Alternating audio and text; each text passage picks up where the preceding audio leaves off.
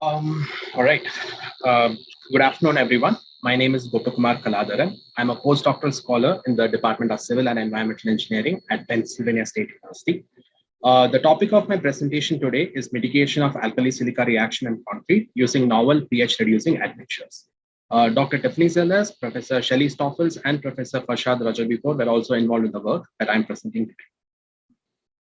Um, Yes. So we will start with a brief introduction. Alkali silica reaction or ASR is a widespread concrete durability issue causing significant damage to infrastructure around the world.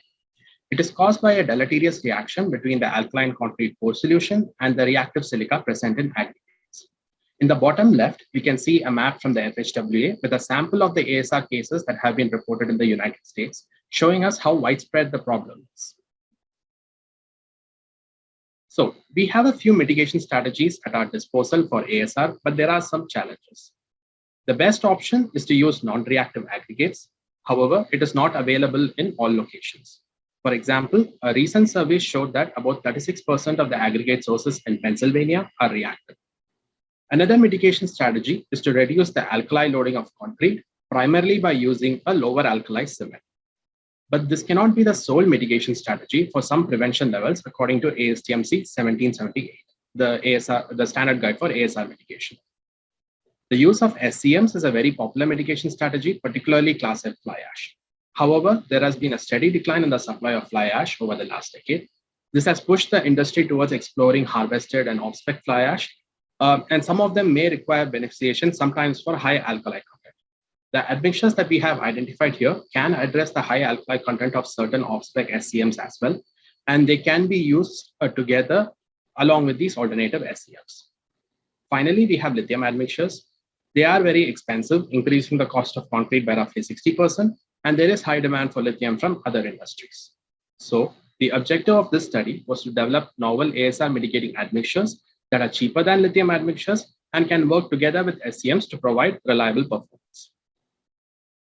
So reducing the pore solution pH is the primary mechanism for ASR mitigation when using lower alkali loading or SCMs. The graph on the left shows the speciation plot of silica. In the red box that you can see, we can see that the solubility of silica reduces by roughly an order of magnitude when the pore solution pH is reduced from 14 to 13.5. Additionally, we have the data from Professor Thomas's work that shows that the dosage of SCMs required for mitigating ASR for a very highly reactive aggregate and the corresponding pore solution pH. The most conservative pore solution pH value is once again 13.5 for the 40% slag mixture. So what is the pH range required to mitigate ASR?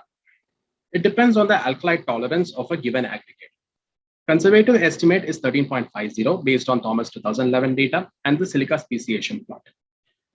Previous work at Penn State has showed that reducing the pore solution pH to 13.60 can mitigate ASR for the highly reactive SPRAT aggregate.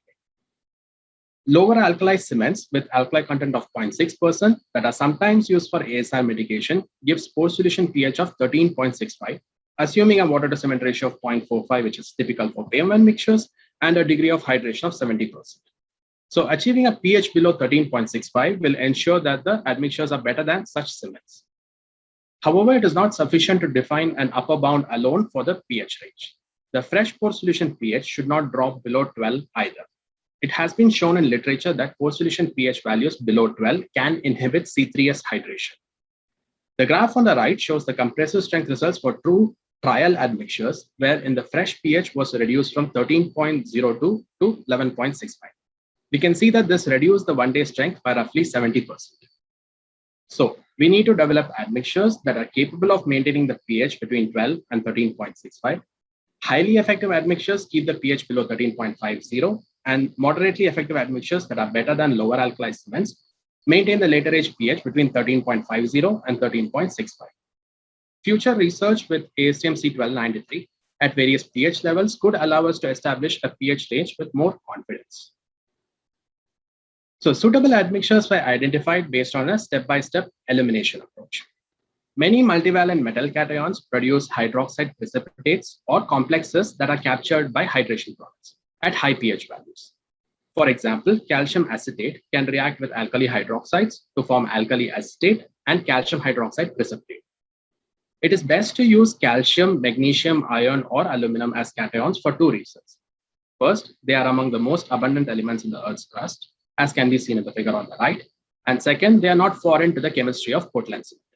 So this together represents criterion 1, and it reduced the total number of salts to 172. Criteria 2, 3, and 4 are based on practical and theoretical considerations. Criteria 2 states that the salt must be easily available, stable, non-hazardous, inexpensive, and without having known side effects in concrete. These are obviously self-explanatory. This reduced the total number of salts to 32. Criteria 3 says that the water solubility limit of the salt must be higher than that of the cation hydroxide. This is to ensure that the salt reacts with the alkali hydroxide and produces a precipitate or complex. Finally, criteria 4 says that the calcium salt of the anion must have a higher solubility than calcium hydroxide. We can understand the importance of this criteria with the example of ferric fluoride. So the table shows the pore solution pH results for a 0.45 water to cementitious materials ratio paste. We can see that by replacing 5% of the cement with ferric fluoride, it reduces the fresh pH, but it bounces back at later ages. It is hypothesized that ferric fluoride initially reacts with the alkali hydroxides and reduces the pH. But since calcium fluoride has a low solubility, the fluoride ions can react with calcium hydroxide to bring back the hydroxyl ions in the pore solution, thus increasing the pH. So pore solution pH at 0, which is the fresh state, 7 and 28 days was tested for all promising salts. The pore fluid pH results of the highly effective salts are shown in bold, and the moderately effective salts are shown as plain text. The promising salts identified include calcium and magnesium salts of acetate, nitrate, and bromide. In addition, calcium nitrite, calcium benzoate, calcium formate, and aluminum nitrate were also found to be promising in terms of pore solution pH reduction. So I have listed the abbreviations in the table as well, and I will be using that to refer to the salts in the future slides. So we have criteria 5 now, which is something we already discussed. The salt must produce a pore solution pH in the range of 12 to 13.65. Additionally, we have criterion 6 that states that the maximum dosage required should be less than 10% of the cement mass. This is mainly for economic and performance reasons. Thus, these two criteria together reduce the total number of salts to 10. So finally, we have criterion 7 that states that the salt must not produce significant negative side effects on concrete performance.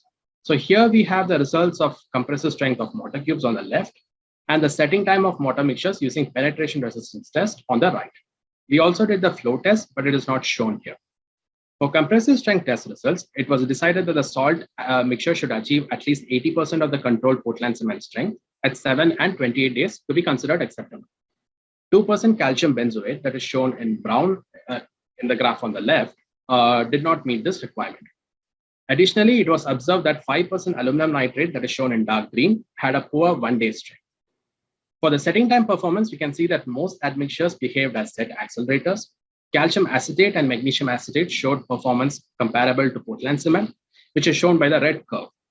5% AN once again showed poor performance in the setting time. So based on criterion 7, 5% aluminum nitrate and 2% calcium benzoate were also eliminated, leaving behind a total of 8 promising salts. So the 8 salts were tested for ASR mitigation using the concrete prism test with a highly reactive aggregate. Almost 2 years of testing has been completed for 7 of the 8 admixtures, and roughly 1 year of testing has been completed for the one remaining salt, which is 2% calcium nitrate. All mixtures with the salts are currently showing expansion below the ASTM threshold of 0.04%. The control mixture is showing the typical expansion curve expected with a 1 year expansion value of 0.22%, and that matches the value provided by the supplier. So in addition to testing with cement, we also tested calcium acetate and magnesium acetate for pH reduction with a specification compliant fly ash and a trona impacted fly ash with high sulfur and alkali content. This is shown in the graph on the left, where the fly ashes were tested at 20% OPC replacement level by weight. We can see that the pore solution pH of the control fly ash or CFA sample was still higher than the acceptable limit of 13.5 that we have set in the study. This is due to the lower replacement level and also the high alkali content of the cement that we had used in the study, which was 1.01%. Nevertheless, with the appropriate dosage of the admixture, we were able to reduce the pore solution pH below the safe limit for both ashes. In addition to this, calcium acetate also helped with the flash setting observed in the case of trona impacted fly ash or TFA. These results are shown on the right.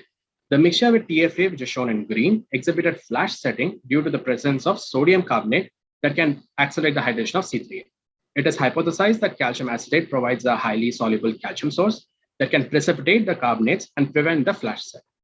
We are conducting additional characterization tests with these mixtures to observe the effect of the admixture.